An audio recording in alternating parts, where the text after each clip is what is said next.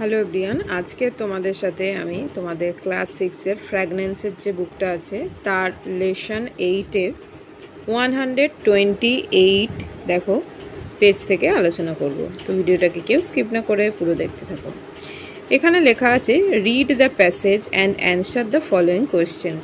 এখানে দেখো আগে প্যাসেজটা পড়ে বেঙ্গলি মানেটা বলতে হবে, তারপরে যে অ্যাক্টিভিটিগুলো আছে, যে কোয়েশ্চেনগুলো আছে তার অ্যান্সারগুলো আমরা সলভ করব।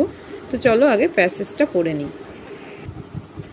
দেখো কি লেখা আছে, Rakesh Sharma made history by becoming the first Indian to travel to space.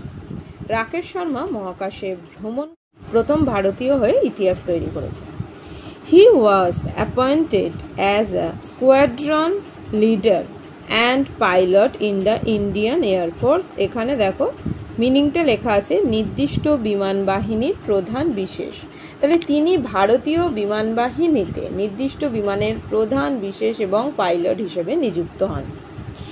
In 1984 he entered space and had a conversation from space with the Prime Minister of India.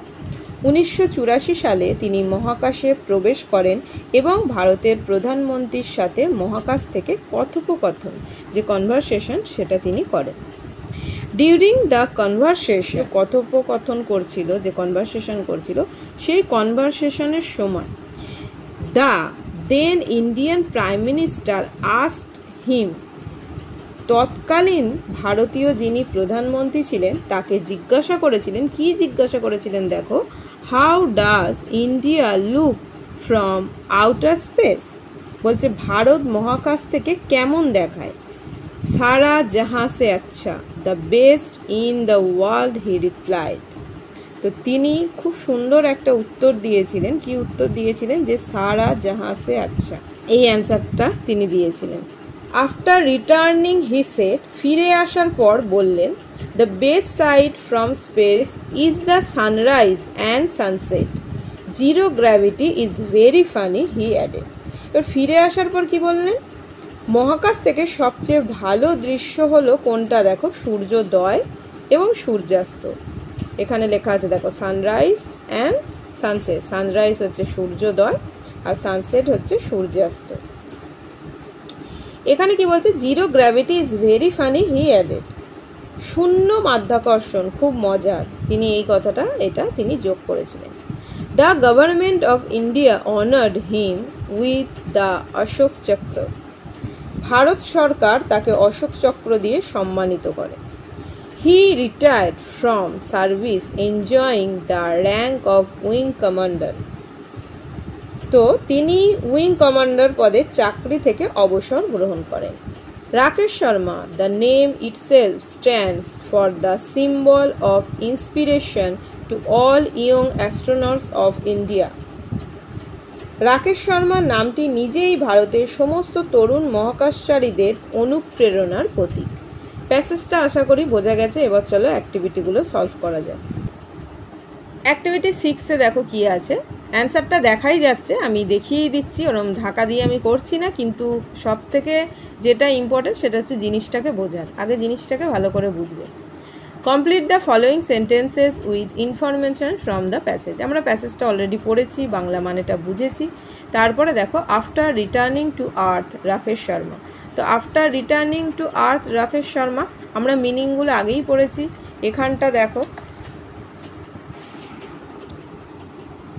এই যে দেখো আফটার রিটার্নিং হি সেড, এখান থেকে লিখতে হবে আমাদের the best sight from space is the sunrise and sunset. তো দেখো সেটাই লিখেছি, এখানে সেট দিয়ে দেখো, তারপর ইনভাইটেড কমার মধ্যে the best sight from space is the sunrise and sunset. তারপর দেখো হি রিটায়ার্ড, হি রিটায়ার্ডের পর এখানে কি লিখেছি, ও প্যাসেজ থেকে নিয়েই from service enjoying the rank of wing commander. এই মাত্র মিনিংটা তোমাদের বেঙ্গলি মিনিংটাই বলে দিয়েছি বলে তাই এর এখানটা বলছি না। তাও যদি কারোর অসুবিধা হয় আমাকে কমেন্ট বক্সে জানিয়ে আমি বলে দেবো। Zero gravity is very funny, he added. তারপরে দেখো অ্যাক্টিভিটি 7। অ্যাক্টিভিটি 7-এ কি আছে, অ্যাক্টিভিটি 7-এ দেখো write T for true and F for false in the box. তো বক্স করা আছে, সেখানে যেটা সত্য হবে, ট্রু মানে যেটা সত্য হবে সেটা টি লিখবো, আর যেটা ফলস মানে মিথ্যা হবে সেটা এফ লিখবো। তারপরে দেখো কি বলছে, provide phrases sentences from the passage to support your answer. মানে আমাদের সাপোর্টিং স্টেটমেন্ট দিতে হবে, কিসের বেসিকে তোমরা সেন্টেন্সটাকে ট্রু বা ফলস বলছো সেই সেন্টেন্সটা আমাদের লিখতে হবে। তো একে দেখো আছে, in 1948 Rakesh Sharma enter space. 1948 সালে রাকেশ শর্মা স্পেসে প্রবেশ করেছিলেন, কিন্তু আমরা এটা পড়েছি, এটা কিন্তু ছিল না, মানে 1948 ছিল না, 1984 ছিল। ইন, যার জন্য সাপোর্টিং স্টেটমেন্ট আমি লিখে নিয়েছি। দেখো, ইন 1984 প্যাসেজে যাবে, তাহলেই তোমরা বুঝতে পারবে। হি enter space and had a conversation from space with the prime minister of India. তারপরেরটা 2 নম্বরে, Rakesh Sharma is an inspiration for others. তো আমরা এটা প্যাসেজ পড়ার সময় বলেছিলাম যে রাকেশ শর্মা নামটি নিজেই ভারতের সমস্ত যে তরুণ মহাকাশচারী তাদের কাছে একটা অনুপ্রেরণার প্রতীক, যার জন্য এটা দেখো ট্রু করেছি। লাস্টের দিকেই আছে সেন্টেন্সটা, দেখে নেবে একদম লাস্টে, Rakesh Sharma the name itself stands for the symbol of inspiration to all young astronauts of India. তারপরে দেখো, Rakesh Sharma added zero gravity is very funny. এটাও ট্রু হবে, টি করেছি যার জন্য। Supporting statement, zero gravity is very funny he added. শূন্য মাধ্যাকর্ষণ খুব মজার, তিনি এটা যোগ করেছিলেন, আমরা জানি, তাই এটা ট্রু হবে।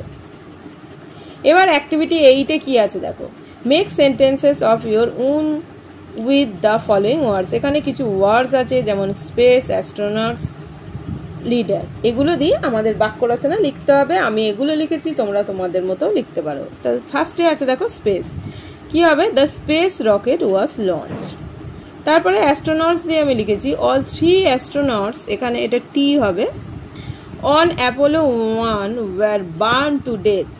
লিডার দিয়ে দেখো, a good leader listens to everyone. তারপরে চলো অ্যাক্টিভিটি 9-এ কি আছে আমরা দেখে নিই। তো অ্যাক্টিভিটি 9-এ আমরা যাব, তার আগে এখানে দেখো ডিয়াগ্রাম অফ প্রিপোজিশন এখানে লেখা আছে, এগুলো একটুখানি তোমরা পড়ে নিও। যেমন তাও আমি একটুখানি বলে দিচ্ছি, দেখো অন মানে উপরে, আর এখানে যে অ্যাবভ এটাও মানে উপরে হয়, কিন্তু এখানে দেখো লেখা আছে অন, যেটা টাচ করে বা একটু ওপরে হয়। মানে যেমন ধরো আমি এই পেনটাকে এই এখানে যে টাচ করছি, এটা কিন্তু অন হবে, এখানে অন হবে, কিন্তু কোনো কিছু যখন ওপরে হয় সেখানে কিন্তু এটা অন হবে না, মানে টাচে থাকতে হবে। পেনটাকে আমি এরকম ওপরে ধরছি, তাহলে কিন্তু সেটা কিন্তু অন হবে না, তাহলে সেটা কিন্তু অ্যাবভ হবে। অ্যাড বা টু দেখো দিকে বা প্রতি বোঝায়, তে বা প্রতি এরকম। তারপরে দেখো বিসাইড মানে পাশে, থ্রু মানে মাঝ বরাবর, বেরিয়ে গেলে, বিটুইন দুইয়ের মাঝখানে। আমাদের ধরো এই দুটো বইয়ের মাঝখানে এই পেনটাকে রাখলাম, বা আমাদের দুজন বন্ধুর পাশে ধরো একটা কোনো ছোট বাচ্চা বসে আছে, তাহলে এই দুইয়ের মাঝখানে বোঝাতে গেলে বিটুইন হয়। ইন মানে ভেতরে, ইনটু মানে দেখো বাইরে থেকে ভেতরে। আমরা রুমের মধ্যে বসে আছি, সেক্ষেত্রে বোঝাতে গেলে সেখানে ইন হয়, আর যদি কেউ বাইরে থেকে ভেতরে আসে সেক্ষেত্রে কিন্তু ইনটু হয়। তারপরে দেখো আন্ডার মানে নিচে, বিনিথ হচ্ছে যখন অনেকটা নিচে বোঝায় তখন বিনিথ হয়। বিফোর দেখো কোনো ঘটনার পূর্বে, বিফোর আগে। অ্যাবাউট কোনো ঘটনা প্রসঙ্গে বোঝালে তখন কিন্তু অ্যাবাউট হয়, আর আফটার হচ্ছে কোনো ঘটনার পরে। অ্যাক্টিভিটি 9-এ দেখো কি আছে, read the following sentences and identify there types. আমাদের এখানে যে সেন্টেন্সগুলো আছে সেইগুলো পড়তে হবে, পড়ে আমাদের যে সেন্টেন্সগুলো আমাদের আইডেন্টিফাই করতে হবে। Now write in the given space their types, you may use the help box. এখানে হেল্প বক্স দেওয়া আছে। আমরা জানি অর্থ অনুসারে বাক্য আমাদের 5 প্রকার হয়। দেখো assertive, optative, imperative, exclamatory, interrogative. তো দেখো প্রথমটা আছে I wish I were a bird.